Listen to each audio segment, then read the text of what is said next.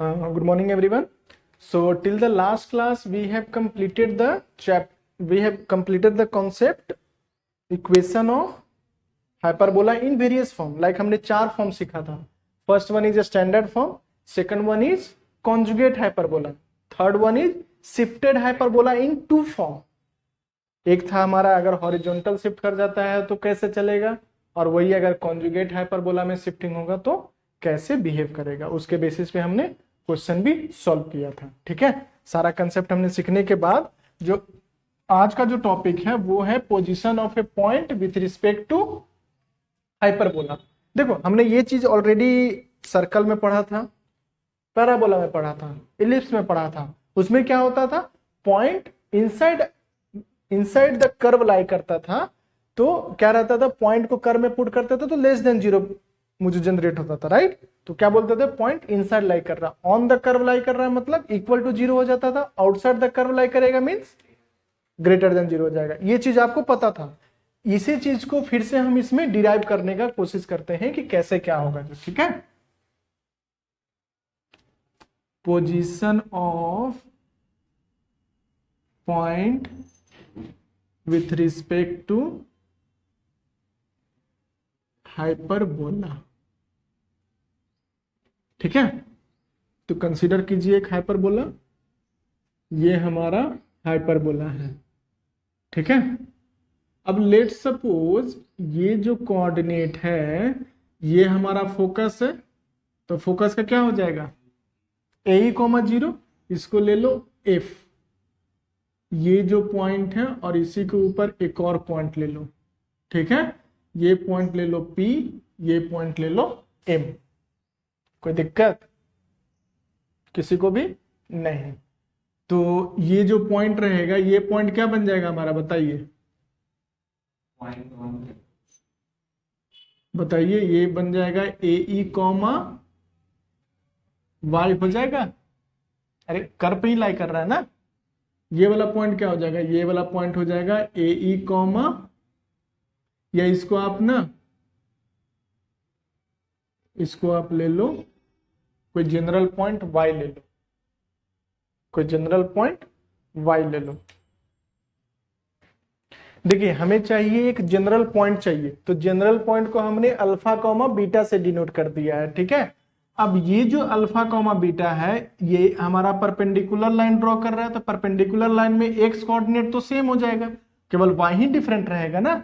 अब ये जो x कॉमा y1 है ये कहाँ लाई कर रहा है, आपका हाइपरबोला पे लाई कर रहा है. राइट, अब इसको भी आप हटा दो, अभी हमको इससे कोई दिक्कत नहीं है. ठीक है, तो बताइए यहां से यहां तक का लेंथ कितना आएगा, y1. यस, और यहां से यहां तक का लेंथ कितना आएगा, बीटा आएगा, क्योंकि अल्फा तो सेम ही रहेगा ना यहां से यहां तक. और अगर आप जैसे ये वाला पॉइंट लिख रहे हो तो ये अल्फा मीन्स क्या, ऑरिजिन से एक्स एक्सिस तक का डिस्टेंस, और बीटा मीन्स क्या, ऑरिजिन से वाई एक्सिस तक का डिस्टेंस. यही करते हैं ना. तो यहां पर हमारे पास इक्वेशन ऑफ पैराबोला क्या है, equation of hyperbola, sorry, equation of hyperbola is x square upon a square minus y square upon b square is equal to 1. अब ये जो पॉइंट है alpha comma y1 lies on hyperbola, lie कर रहा है कि नहीं लाई कर रहा है. तो लाई कर रहा है, इसका क्या मतलब हो गया, ये सेटिस्फाई भी करेगा. Alpha square a square minus y1 square upon b square is equal to 1.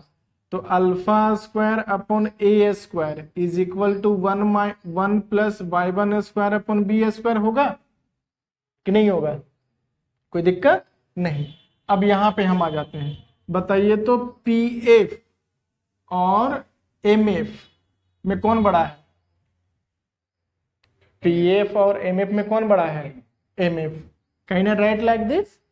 चलिए PF का लेंथ कितना है, PF का लेंथ y1, PF का लेंथ y1 मोड लगा दो.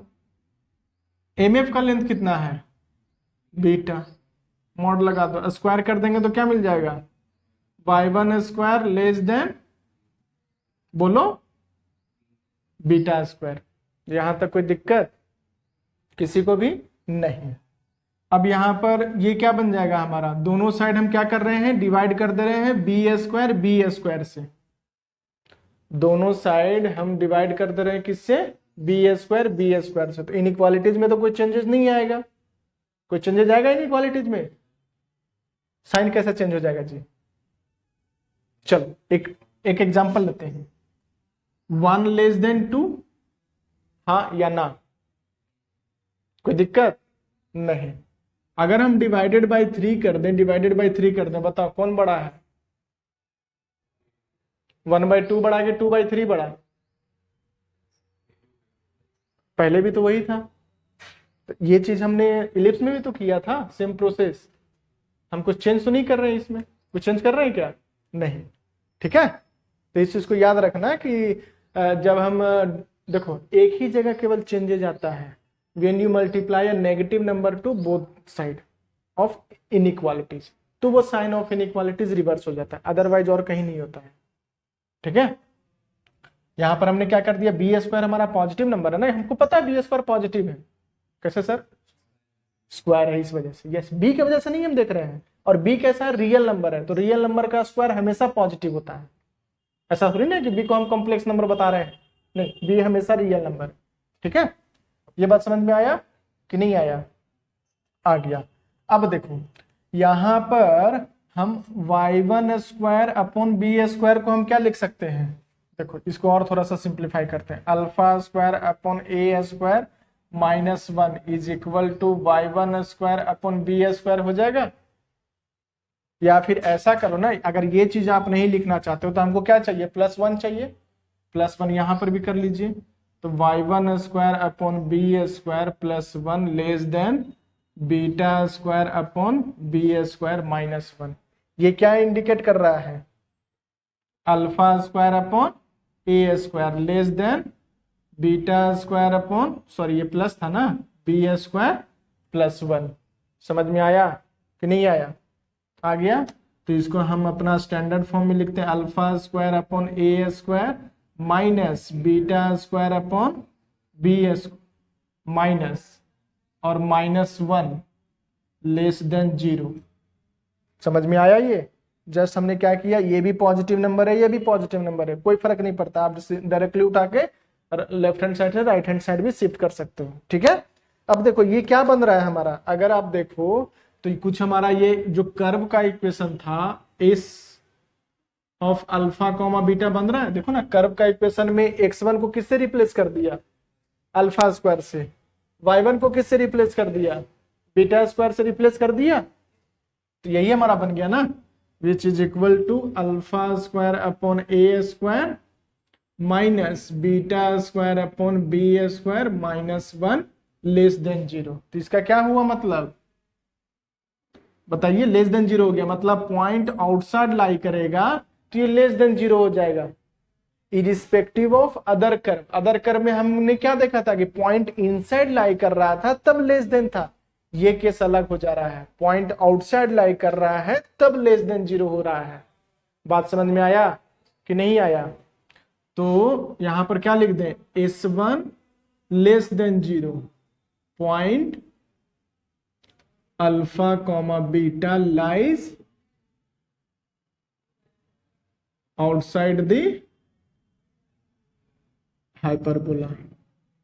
ये बात समझ में आया कि नहीं आया, नेक्स्ट आ जाइए, S1 इज इक्वल टू 0। तो क्या कर, एक तो हमको समझ में आ गया, दूसरा इक्वल टू 0 होगा ही होगा, तीसरा क्या आ जाएगा, S1 ग्रेटर देन 0। क्या बोलेंगे इसके लिए, very good, point alpha comma beta lies inside the hyperbola. और नेक्स्ट आ जाइए, इसके लिए क्या बोलेंगे, alpha comma beta on the hyperbola. समझ में आया कि नहीं आया, समझ में बताइए, क्लियर है। तो हाइपरबोला में आपको डिफरेंसेस समझ में आया। अदर 3 में क्या होता था, लेस देन में इनसाइड, ग्रेटर देन में आउटसाइड, यहां पर क्या हो रहा है, लेस देन में आउटसाइड, और ग्रेटर देन में इनसाइड। क्लियर है कि नहीं क्लियर है? क्लियर है? कॉपी कीजिए सारा चीज।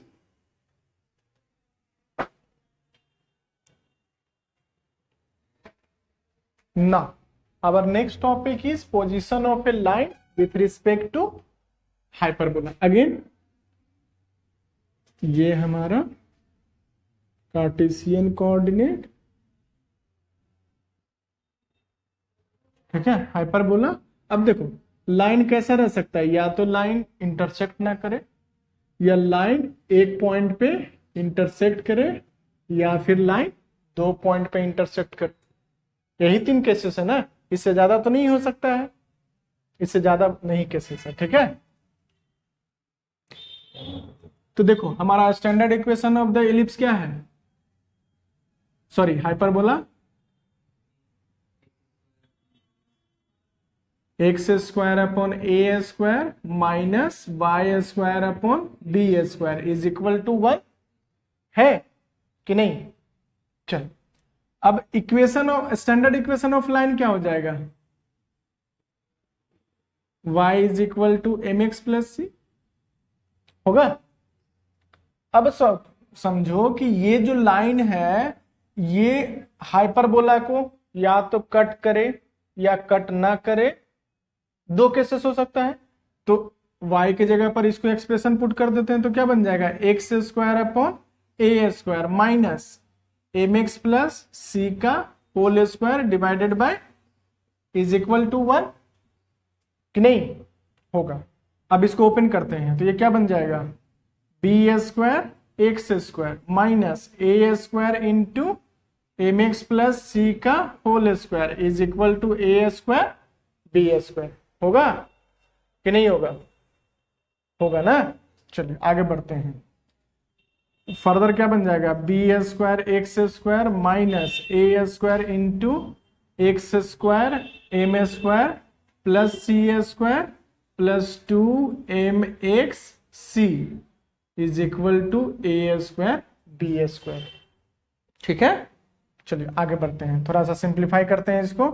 तो क्या बन जाएगा, b square x square minus a square m square x square minus a square c square, next हो जाएगा minus 2mx c a square minus a square b square is equal to 0। Quadratic form आ रहा है हमारा। अब quadratic दिख नहीं रहा है, हम बनाते हैं इसको quadratic, x square into b square minus a square m square, यहां पर एक्स का टर्म है तो minus x into 2mc a square, और कांस्टेंट वाले टर्म को एक साथ लिखिए minus a square c square plus b square is equal to 0। ये हो गया हमारा क्वाड्रेटिक इन एक्स। अब आपको पता है quadratic in x can have 2 solution, at max 2 solution और 1 सॉल्यूशन और नो सॉल्यूशन और 0 सॉल्यूशन। यस सही है। तो वो कैसे डिसाइड होता था, डी केवल, राइट। तो डी क्या है, डिस्क्रिमिनेंट, बी स्क्वायर माइनस, याद रखना ये बी और ये बी सेम नहीं है, ये ए सेम नहीं है, ठीक है। हाँ इस चीज को ध्यान रखना, नहीं तो सर आप यहां पर भी ए यूज कर रहे हैं, यहां पर भी ए यूज कर रहे हैं, उससे अच्छा है कि यहां पर कैपिटल बी ले लो, कैपिटल ए ले लो, कैपिटल सी ले लो। हम केवल एक्सप्रेशन को क्यों यूज करते हैं, एक्सप्रेशन को हम यूज करते हैं किस लिए, ताकि हम कंसेप्ट को समझ सकें, ठीक है। चलिए तो b क्या हो जाएगा, माइनस 2mc ए स्क्वायर का होल स्क्वायर माइनस 4, ये कितना हो जाएगा, b square minus a square m square into minus plus a square into c square plus b square. ये टोटल पूरा है ना हमारा कांस्टेंट टर्म, ठीक है। अब इसको थोड़ा सिंप्लीफाई करते हैं, तो सिंप्लीफाई करने में हमें क्या क्या चीज दिख रहा है, एक तो 4, यहां पर भी 4 है, यहां पर भी 4 है, 4 कॉमन ले लिया, यहां पर भी ए स्क्वायर है, यहां पर भी ए स्क्वायर है, तो 4a स्क्वायर हम कॉमन ले लिए।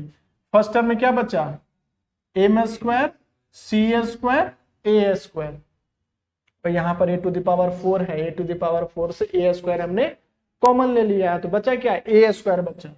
अब यहां से 4 और ये दोनों कॉमन, तो ये दोनों को मल्टीप्लाई कर दीजिए, plus b square c square plus b to the power 4 minus a square m square c square minus a square m square b square. कुछ कैंसिल हो रहा है क्या, हाँ, a square m square c square, a square m square c square, ये दोनों cancel हो गया। अब देखो 4a स्क्वायर, अब ये एक्सप्रेशन आप देखो, इसमें कुछ कॉमन दिख रहा है, देखो इसमें भी b स्क्वायर है, इसमें भी b स्क्वायर है, इसमें भी b स्क्वायर है, तो b स्क्वायर को बाहर ले लीजिए, क्या बचा, c square plus b square minus a square m square, यही बचा ना। अब देखिए d इज इक्वल टू 0 कर देते हैं, तो क्या बनेगा, c square plus b square minus a square m square is equal to 0 होगा, तो c square is equal to क्या मिल गया, a square m square minus b square. Okay, तो ये बना क्या, d इज इक्वल टू 0 का क्या मतलब है, ये d इज इक्वल टू 0 मतलब x का सॉल्यूशन कैसा है, इक्वल है। इक्वल मतलब यहां पर हम क्या बोल सकते हैं, लाइन टच कर रहा है, लाइन टच कर रहा है, तो ये हमारा लाइन टच कर रहा है कर्व को, इसका क्या मतलब हो गया,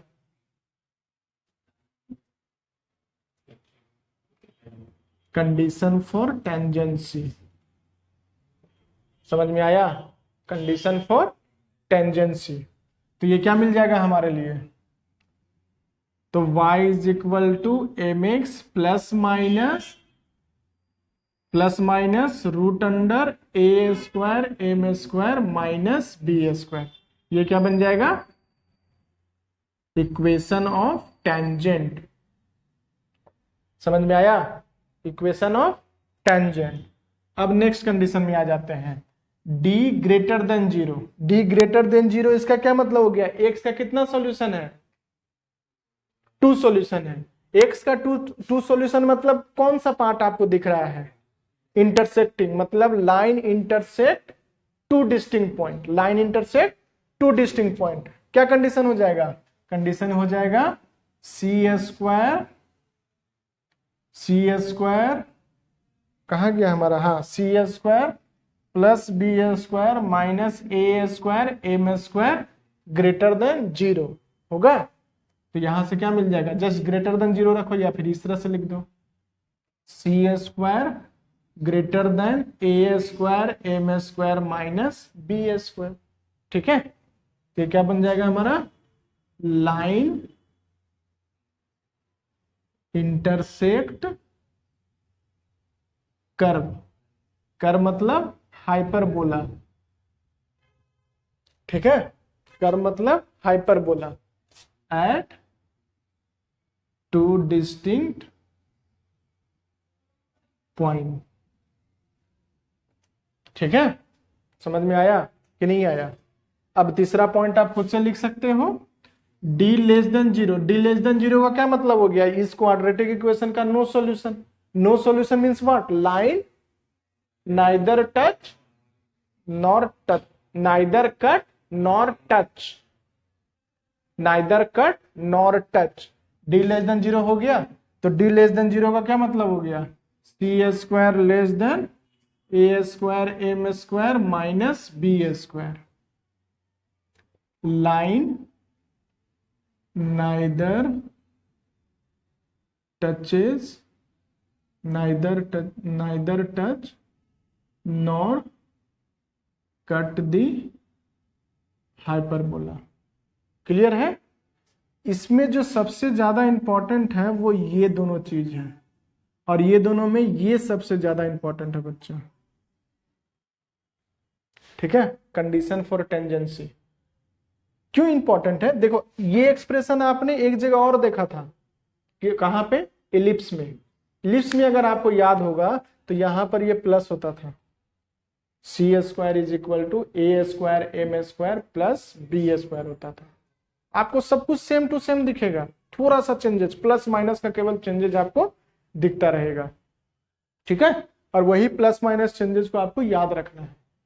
नहीं तो अगर याद नहीं रहेगा तो समटाइम्स आप उसको सही सॉल्व करोगे, समटाइम्स आप गलत सॉल्व करोगे। तो हमारा सजेशन यही रहेगा कि आप क्या करना, 2 page banana.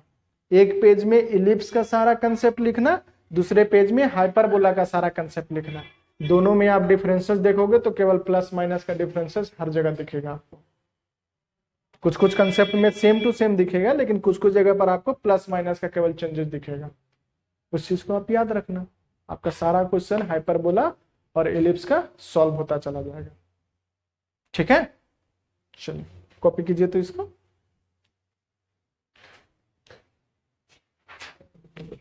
So these are the question based on the concept which we have learned just now. आप 1 by 1 सॉल्व कीजिए और चेक कीजिए कि हम सॉल्व कर पा रहे हैं कि नहीं कर पा रहे हैं। बहुत आसान क्वेश्चन है, ज़्यादा कुछ टफ नहीं है। ठीक है, सभी लोग एक बार ट्राई कीजिए, मैं इसके बाद सॉल्यूशन आपको शेयर करता हूँ। ठीक है, सॉल्व कीजिए सभी लोग। देखिए, तो अगर आप इसको देखिएगा तो आपको क्या दिखेगा कि ये जो लाइन है ये हाइपरबोला को 2 पॉइंट पे इंटरसेक्ट कर रहा है। तो 2 पॉइंट पे इंटरसेक्ट कर रहा है तो हमारा फॉर्म क्या था, ए स्क्वायर नहीं हाँ c square plus b square minus a square m square greater than 0 था।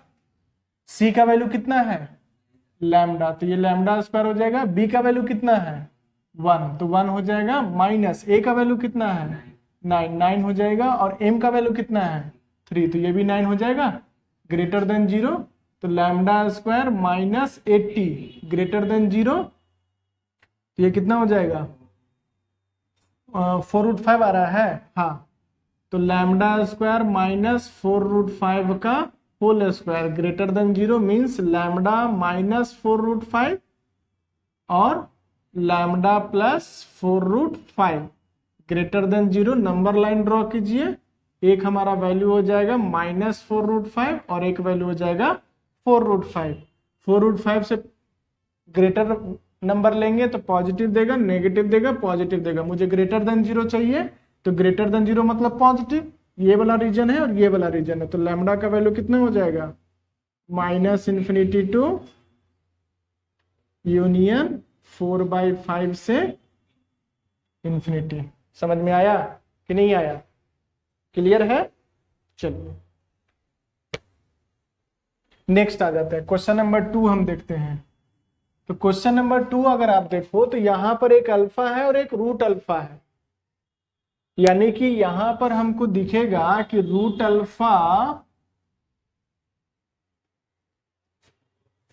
ग्रेटर देन 0 बोल सकते हैं। In root alpha must be greater than 0, नहीं तो ये कॉम्प्लेक्स नंबर बन जाएगा ना हमारा। तो इस चीज को याद रखना कि जो भी वैल्यू आएगा उसमें अल्फा ग्रेटर देन 0 होना चाहिए। ठीक है, तो पुट करते हैं। तो ये कितना बन जाएगा, alpha square divided by 16 minus alpha divided by 4 is equal to 1। Quadratic बन गया हमारा। तो क्वाड्रेटिक बन जाएगा तो क्या हो जाएगा, alpha square minus 4 alpha is equal to 16। Alpha square minus 4 alpha minus 16 is equal to 0 होगा। क्या पूछ रहा है question, lies inside the hyperbola है। तो लाइज इनसाइड द हाइपरबोला का क्या मतलब हो गया, -1 greater than 0 -16 greater than 0 greater than 0 होगा कि नहीं होगा। अब चेक कीजिए कि d हमारा कैसा दे रहा है, d is equal to b square minus minus plus 4ac positive दे रहा है ना पॉजिटिव, यानी कि क्या होगा, ये इसका 2 रूट आएगा ना। चलो तो 2 रूट आएगा तो अल्फा इज इक्वल टू लिखिए तो minus b plus minus root under b square plus 4ac divided by 2a। तो 2a यानी कि कितना हो जाएगा 4 प्लस माइनस 16 80 मतलब 4√5। तो 4√5 divided by 2 which is equal to 2 plus minus 2√5 आएगा कि नहीं आएगा। अब इसको भी नंबर लाइन में प्लॉट कीजिए, बताइए बड़ा कौन रहेगा, 2√5 की 2 प्लस 2√5 की 2 माइनस 2√5 लिख दिया ये। अब इससे बड़ा एक वैल्यू लेंगे तो पॉजिटिव, नेगेटिव, पॉजिटिव, आपका सेट क्या मिल गया,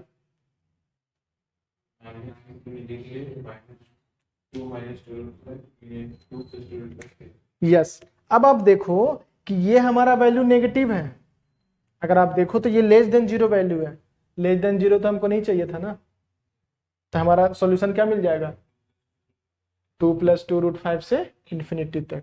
समझ में आया कि नहीं आया, क्लियर है। थर्ड वाला पॉइंट देखिए, थर्ड वाला में कुछ नहीं करना है, जो भी आपका लिख दीजिए, s is equal to x square divided by 25 minus y square by 16 minus 1, point put कीजिए 0,5, तो 0,5 क्या हो जाएगा, ये तो 0 हो जाएगा, minus 25 by 16 minus 1, less than 0 हो गया, तो लेस देन 0 मतलब क्या हो जाएगा, 0.0,5 लाइज आउटसाइड द हाइपरबोला। समझ में आया, इस तरह से आप सारा सॉल्व कर सकते हो, कोई दिक्कत इसमें, क्लियर है तीनों सॉल्यूशन। अब आप एक्सरसाइजेस सॉल्व कर सकते हो related to tangent, related to position of a point with respect to hyperbola. Okay, चलो फिर नेक्स्ट क्लास में हम लोग फर्दर डिस्कस करते जाएंगे, ठीक है। Thank you very much.